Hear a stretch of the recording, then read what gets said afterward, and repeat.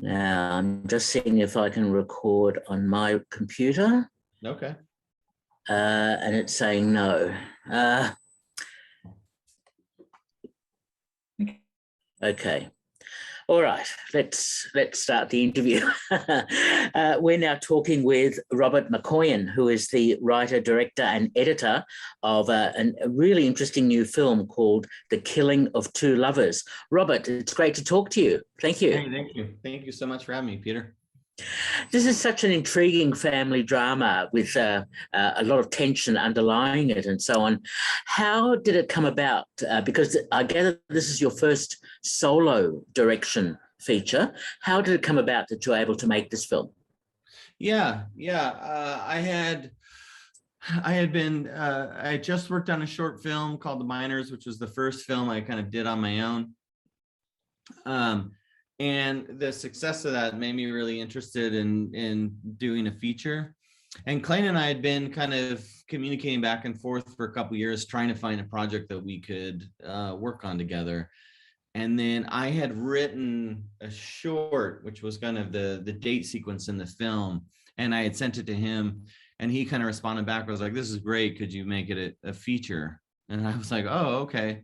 And so I began to explore even further this kind of relationship between David and Nikki, and what might also kind of continue from that.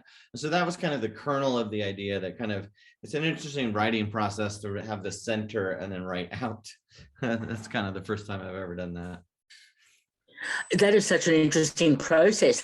And tell me, how much of it was very clearly scripted and how much of it was improvised? Because it felt that it was so naturalistic that, especially with the children and so on, that it felt so natural.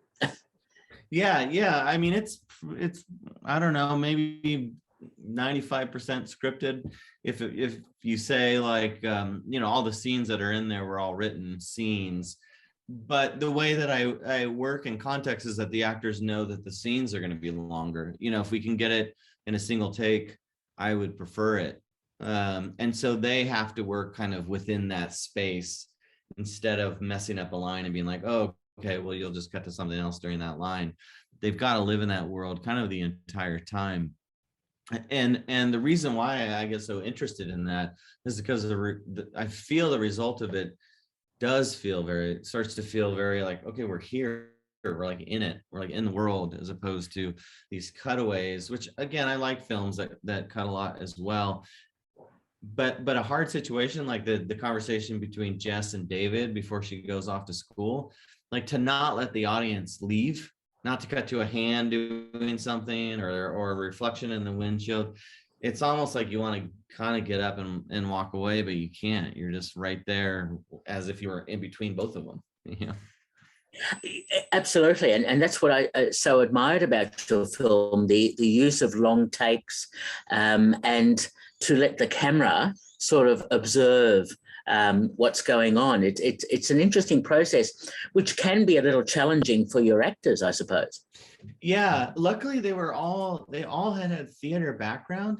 I mean, I talked to them because early on in my career, I had a frequent collaborator, Rodrigo and Hedebike, we're shooting this short, and it was the first time we had worked with an actress, and we were like kind of like, okay, go. And then she like went, and like 15 seconds in, she's like, are you gonna call cut or what? And I was like, wait, what? And no, just like, could you keep going? And it took a little while for her to realize like, oh, if he doesn't call cut, then I have to like also continue to do things as the character. And so I had because of that experience, I normally talk to the actors so they're aware, because sometimes they see the scene cut up. And Chris and Clayton and Seppi were all very excited by it. They had all had theater backgrounds and were kind of up for the challenge. And so I really Oscar and I just set up kind of like this is the frame lines. From here, you're kind of out of frame. And so if you walk that far, you're out. And then I said, but from there, let's just go. Let's do it. Wow, what a process. And when you speak about frame lines, it's interesting that you shot the film in Academy ratio. What made you decide to do that? There were kind of a couple of reasons. One of them is that that it was kind of my first solo film, and a lot of the earlier first works of filmmakers are 4/3, and part of me was like, this is like the beginning of doing something solo. And so Oscar and I had kind of like been discussing it. The other part is that I come from a photography background, and initially I had thought about doing it in 4:5, and like, could we just do a 4:5 aspect ratio, because I was shooting a lot of large format black and white at the time. And we had kind of ventured on that idea, but thought maybe it was too radical. So in the end, we settled on kind of the 4:3. But then the more we started to shoot the film, the more we were framing for photographs on the wides. It's like, can we frame it so it really does exist as a photograph? And then when we went closer on David in the car, it felt so like, it was like, yeah, this is necessary, because he doesn't know what's in front of him, and he's misunderstood what's behind him, because he's arrived at a point where his wife has asked him to be open to seeing to taking a break from their relationship. And that is making him question everything that has occurred prior. And that frame where we were going to live on David's face, that felt so right. And so we started to make adjustments for the rest of the film from those kind of two experiences. Okay. And I was also intrigued as to the chronology of events. And I was wondering, with the very opening scene, how you put that in, or how that works in the narrative, because it is such a tense drama in many respects. Yeah, the question early on when I started to write this scene, and the date scene again was the short, and I was really getting at the complicated aspect of relationship and reconnection.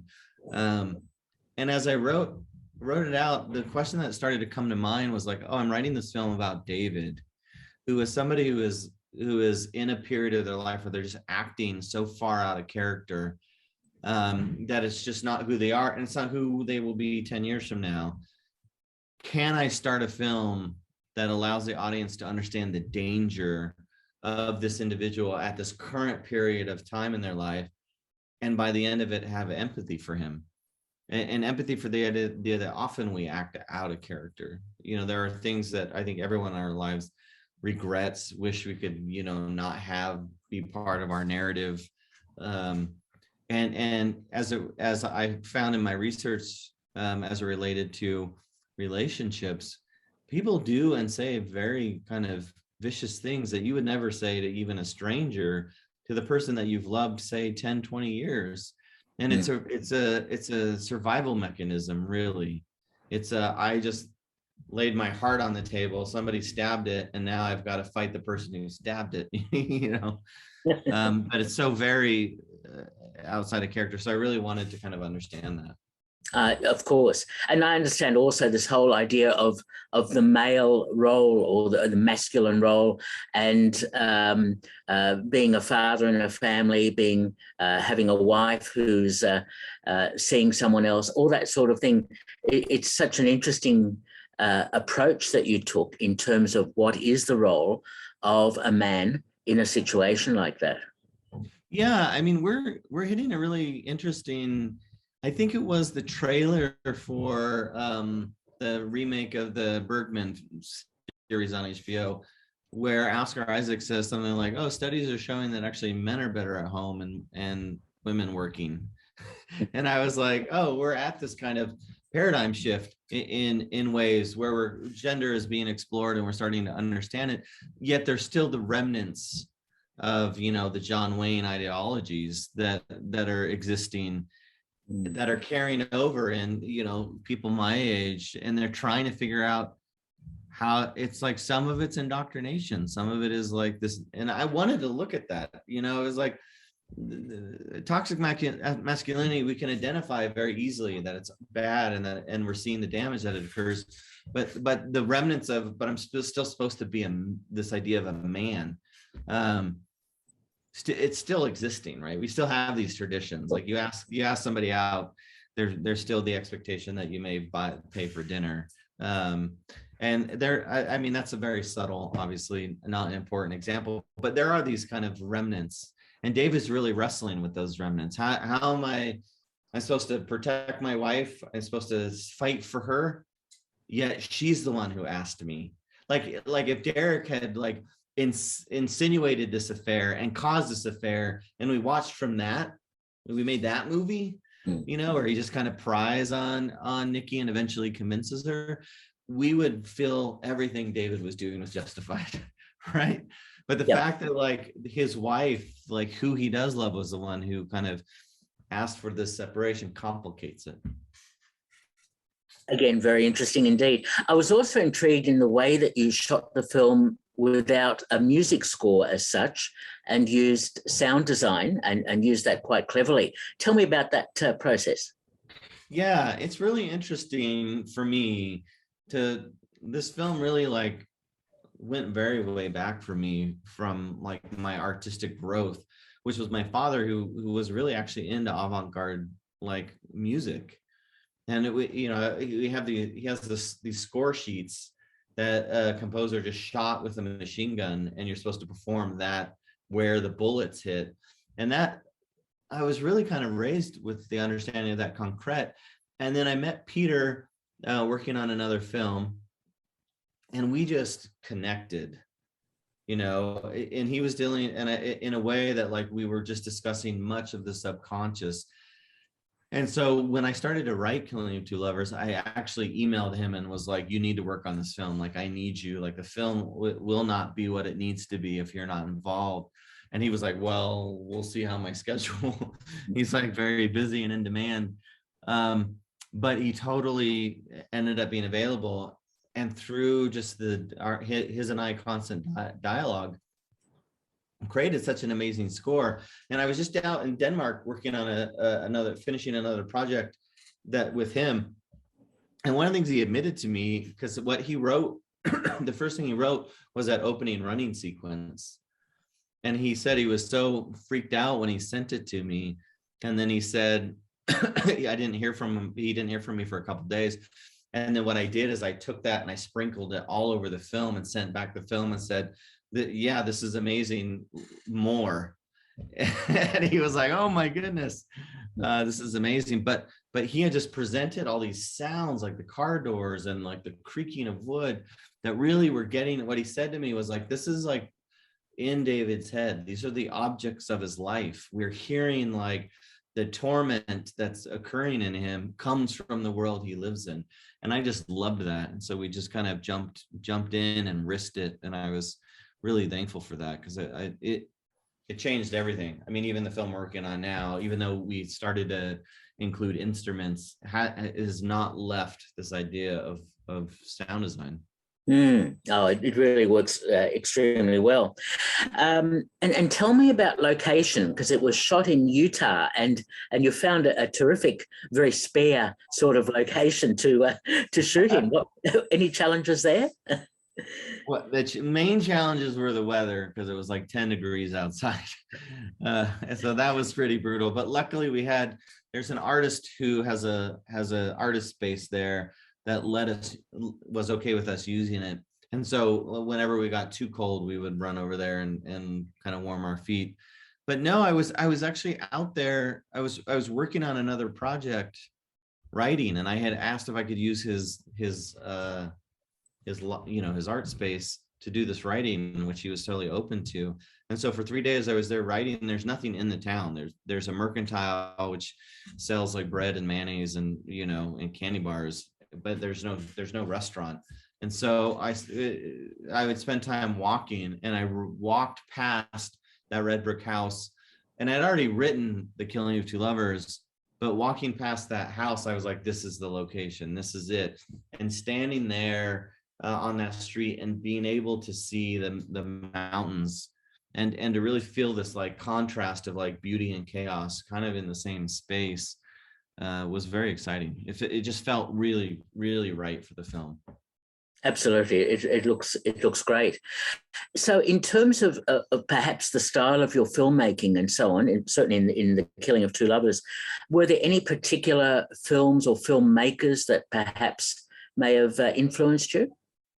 Yeah, I mean, in this film specifically, Barbara Loden, somebody had recommended Wanda. They were like, hey, they had kind of seen some of my shorts and were like, I think you would like this film. And so I ordered it off Criterion and was just like blown away at the kind of framing and the performances, how natural they really felt. And so she was a really big influence. And then as well, Kelly Reichardt, like early on as a filmmaker, when I was still in undergrad, I had a film that went to the Austin Film Festival, and Wendy and Lucy was playing there. And the lack of hurry in her work,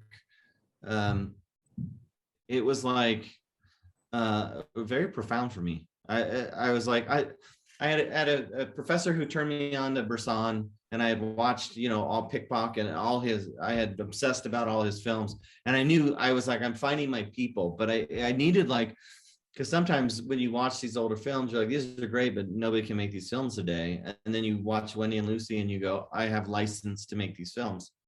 We can talk about, the kind of, middle class poor. We can talk about like complicated ideas and stories that are not super expansive, that like this film lives almost on that whole block, most of the movie. Wow. How interesting. So tell me, Robert, you said you're working on another film at the moment. Tell me about that. Yeah, we're just wrapping on a film called The Integrity of Joseph Chambers. Excuse me. That Clayton and I shot out in Alabama, and it pushes this kind of idea a little bit farther, or explores it in a different way, this idea of masculinity. So, Killing Your Two Lovers is really dealing with this toxic aspect of masculinity.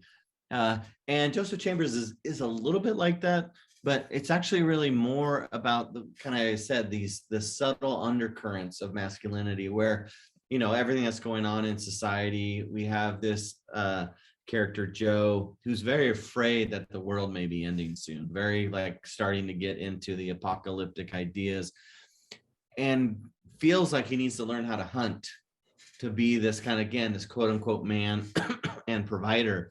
And so he goes out into the woods to be a hunter.